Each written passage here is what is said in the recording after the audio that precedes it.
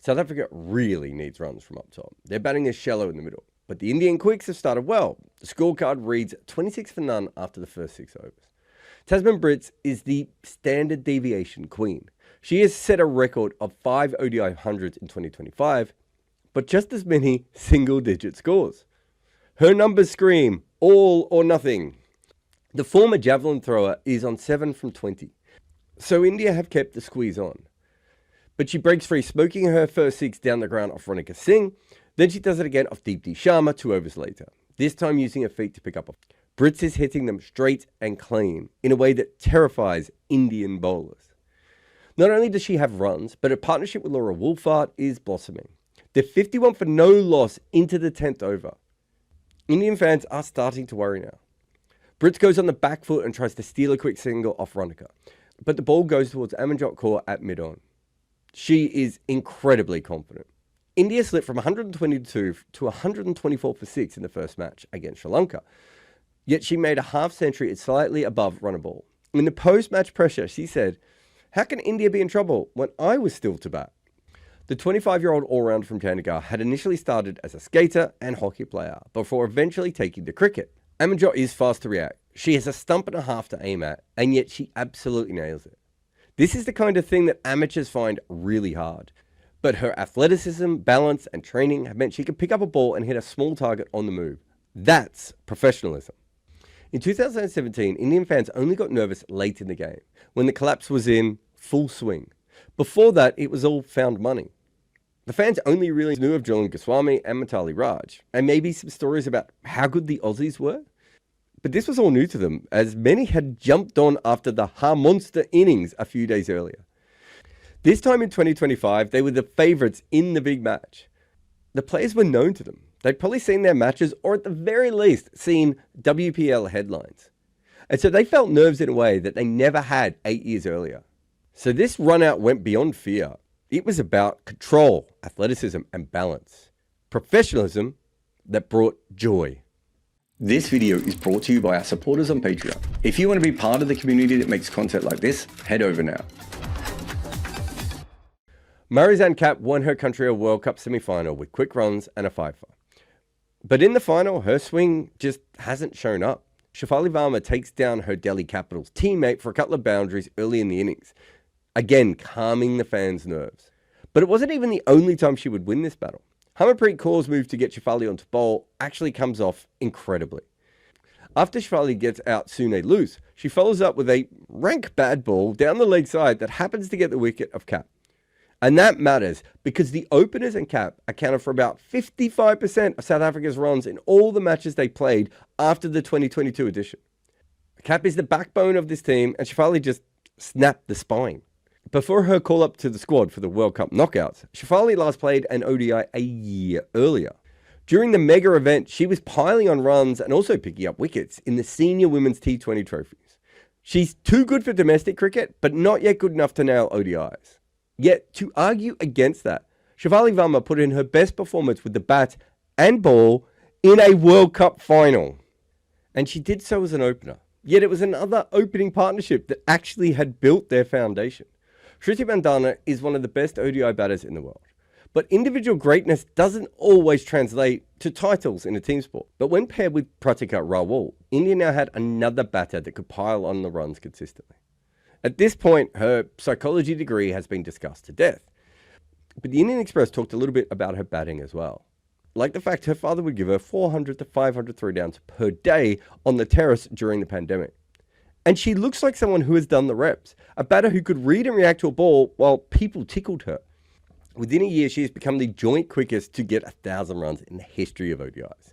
But crucially for the team, her partnership with Smriti is just an incredible success. In just 23 innings together, they crossed 107 times, beating Rachel Haynes and Alyssa Healy and Laura Wolfart and Lizelle Lee. Obviously, India have had classical batters before. After all, this is the land of Mitali Raj. But Rawal perfectly fits that mold. Yet this foundation fell apart when she was injured, and India still got better. And one of the reasons was Varma's final, but also Jemima Rodriguez in the semi. Growing up in the streets of Bandra of Mumbai, she played multiple sports. She went a step further than her teammate Amanjot and actually represented her state in the hockey under-17s. Earlier this year, she talked to Cricket with GB. And what stuck instantly was the preparation for adapting her technique across varying conditions. It's clear she is someone who thinks a lot about cricket. Despite all that, she was actually dropped against England in this World Cup. And when she returned in a must-win clash against New Zealand, the opener set up such a massive platform that India could promote her to number 3. She made an unbeaten 76 from 55 without hitting a 6, which shows her incredible ability to find fours and also rotate strike. And the latter would prove to be the single most important thing about her semi-final time. That knock is right up there as one of the best by an Indian in a World Cup knockout, perhaps only behind Harmanpreet's 171. Harleen was actually the number 3 before the New Zealand match. And back in 2021, she made headlines for an epic catch that she took on the boundary line in England. She was born in Chandigarh, but actually played representative cricket in Dharamshala. When India wanted more bowling, she made way. But that is also because of India's all-round talent. Deepti Sharma is only 28 and has now been around for more than a decade. She was the second last wicket to fall in India's heartbreaking 2017 final loss. In 2022, she overstepped while defending 3 from 2 against South Africa in a must-win clash. The all-rounder from Agra has lived through the pain of losses. Now, in a home World Cup, she would go on to be the player of the tournament. In this campaign, she has a 50 and 3 wickets in one game and a 50 and 4 wickets in another. One performance like that in a World Cup is a big deal. 2 means you're probably having a worldie of a campaign. It's almost as if India actually had an extra player on their team because of her all-round brilliance. And yet, she outdid all of that on the biggest stage because India started to slow down after Shafali's wicket. But it was Deepti who shines in the partnership with Harmanpreet. She didn't quite launch at the death, but her presence at one end meant that Richa Ghosh could unleash herself. But her impact on the game wasn't over because she bagged 5 wickets while defending the target. A runnable half-century and a 5-for in a World Cup final. And she even takes the last wicket, which means a lot for someone who could have possibly hit the winning runs in 2017. Talk about redemption. And her partner at the tail, Richa Ghosh, knows a thing or two about just falling short and then hitting the winning runs herself. Ask RCB fans. In this tournament, she whacked more sixes than anyone, 12 from just 176 balls. Her father actually always had trained her to hit boundaries, even as her other coaches paid more heed to the basic technique. She has already won a junior and a senior World Cup, plus the WPL. And the scary thing for the rest of the world is she's only 22.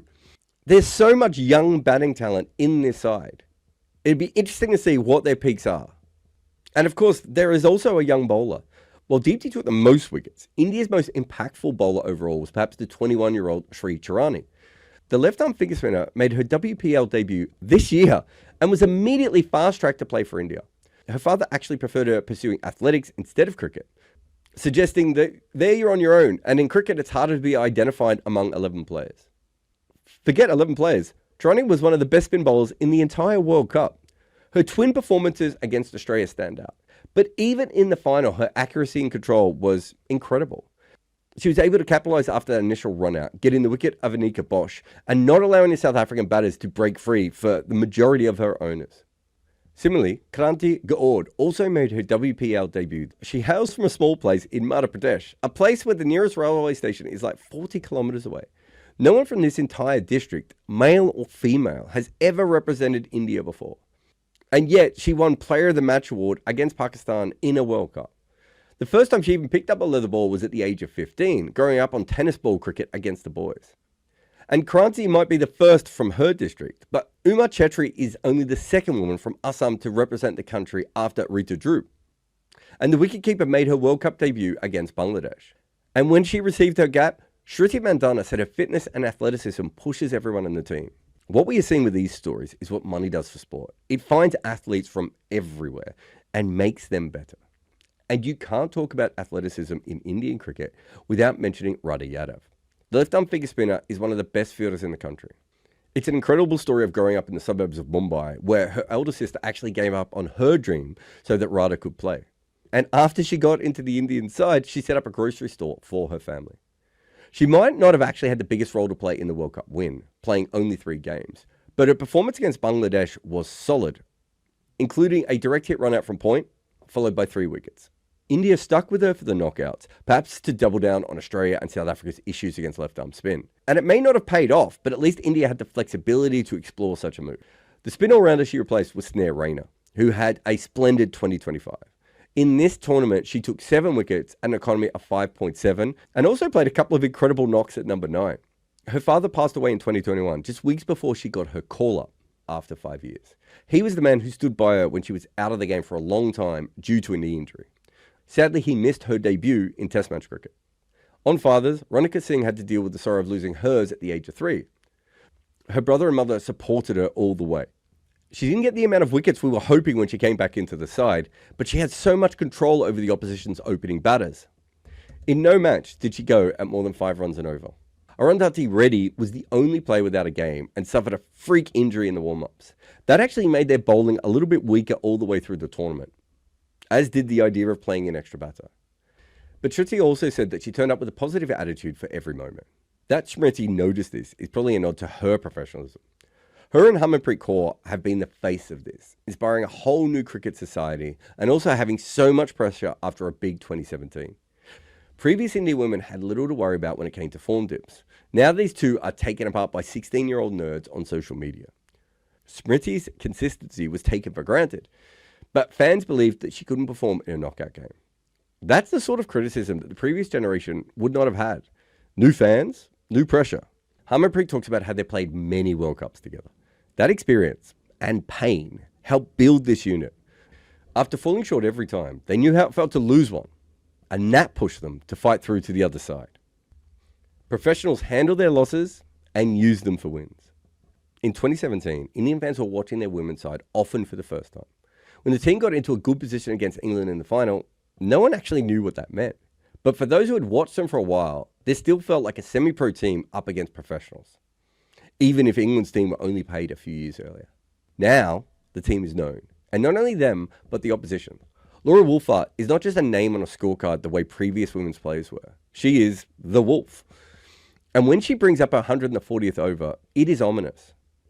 Dirksen has just gotten out, but South Africa still has Chloe Tyrone and Nadine de Klerk. And a set Wolfart is scary at the end of the innings, as we saw a few days earlier in the semi-final with another 100. Deepti Sharma has the ball, and South Africa needs 79 in 9 overs. We have a game, even if India are obviously still ahead. Wolfart lofts the very first ball in the over out towards cow corner. Amanjot Kaur is patrolling that region, and she moves towards the ball like a professional athlete who has done this tens of thousands of times before. The previous generation were professionals of spirit, not of wallet or fitness. Of course, there were outliers. Julan Goswami and Mithali Raj were incredible players. But more than that, they took something serious even when no one was watching. But in 8 years, it is clear that the revolution their era led is now crystallizing into proper professionalism. 2025 doesn't happen without them, and also the many passionate players and volunteers who built this setup. All teams owe a sense of debt to those who came before, but in the case of women's cricket, it's something else. The old legends changed the game in the dark so that we can see Amanjot under the lights. But all those hours with fielding coaches doesn't help, as she can't grasp it on the first attempt. And for a couple of moments, a nation that 8 years ago barely knew they had a women's team now follow it with this incredible passion, and their hearts stop collectively. There is a moment when it looks like 2017 is still the ceiling. But then Amanjot recomposes. And that is what professionalism teaches you. Not to panic, to trust your skills, and in her case, that endless confidence. She juggles the ball before catching it one-handed, landing on the ground as her teammates swamp her. They know, when you kill the wolf, South Africa's pack often folds. At that moment, it is entirely about these women and what they have achieved. But this was not a win just for this group, but for all those who came before. Indian women had to fight for the game they loved in a country with more cricket lovers than anywhere else. This was the current 11's World Cup, but it was for everyone who ever helped a young girl play cricket in a nation that often made it hard. This team of champions is not just standing on the shoulders of giants. The previous players were world builders, and now India are World Cup winners. Are you as chronically online as Moses Enriquez? Then here's another video for you. Or if you also like books and stuff, you can buy my new one on the art of batting. If you loved this video, hit the bell icon to be notified for more.